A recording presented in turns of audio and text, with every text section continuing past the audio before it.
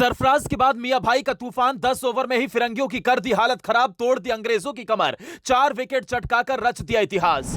मियां भाई की रफ्तार, जड्डू का कमाल, बुमराह की सुनामी, कुलदीप का धमाल। तीसरे दिन 2 सेशन में ही खत्म हो गई इंग्लैंड की कहानी। फिरंगियों को गेंदबाजों ने याद दिला दी नानी। चट्टान की तरह खड़ा हो गया था 29 साल का इंग्लिश बल्लेबाज। तभी यादव जी के लड़के ने ऐसा जाल बिछाया, बेन डकेट को फंसाया, तोड़ दिया अंग्रेजों का गुरूर। 10 ओवर में ही ऑल आउट हो गई इंग्लिश टीम। मुश्किल में फंसी थी टीम इंडिया। एक अकेला इंग्लिश बल्लेबाज चट्टान की तरह मैदान पर भारतीय गेंदबाजों को कर रहा था परेशान। ना बुमराह, ना जड्डू, ना ही सिराज से हुआ आउट।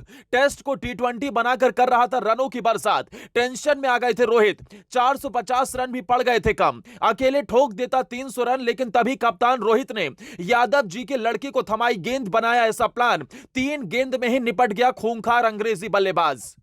इसके बाद तो बीच मैदान में पूरी दुनिया ने देखा मियां भाई का खूंखार अवतार। 4 ओवर में ही तोड़ दी अंग्रेजी टीम की कमर, उखाड़ दिया एक एक बल्लेबाज का डंडा, गाड़ दिया भारत का झंडा।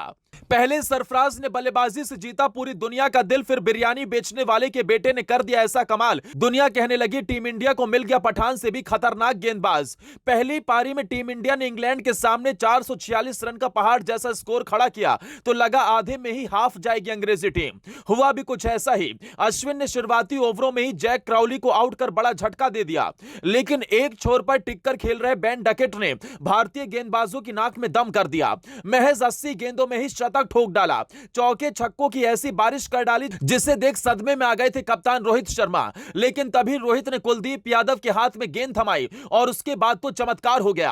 कुलदीप यादव की गेंद में फंस गए बेन डकेट और शुभमन गिल के हाथों कैच थमा बैठे। इसके बाद मियां भाई मोहम्मद सिराज ने मैदान में कहर बरपा दिया। मैदान पर आई ऐसी सुनामी, एक के बाद एक बल्लेबाजों को याद दिला दिलाने। महज 25 रन पर ही ढेर हो गई पूरी इंग्लिश टीम।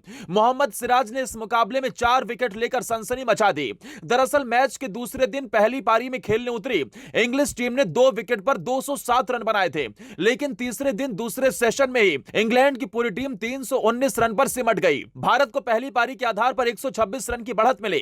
कुलदीप यादव ने विकेट लेने की शुरुआत की और इसके बाद जसप्रीत बुमराह के साथ मोहम्मद सिराज ने गेंद से कहर ढाया। 299 रन के स्कोर पर इंग्लैंड की टीम ने अपने 5 विकेट गंवाए थे। इसी स्कोर पर टीम का छठा विकेट कप्तान बेन स्टोक्स के रूप में गिरा। इसके बाद बेन फोक्स को मोहम्मद सिराज ने इसी स्कोर पर वापस जाने पर मजबूर किया। इस तरह 299 रन पर इंग्लैंड ने 2 विकेट गंवा दिए। इसके बाद 314 रन के स्कोर पर रेहान अहमद को सिराज ने धीमी गेंद से चकमा देकर बोल्ड कर दिया। इसी स्कोर पर रविंद्र जडेजा की बॉल पर टॉम हार्टले को ध्रुव जुरेल ने स्टंप किया।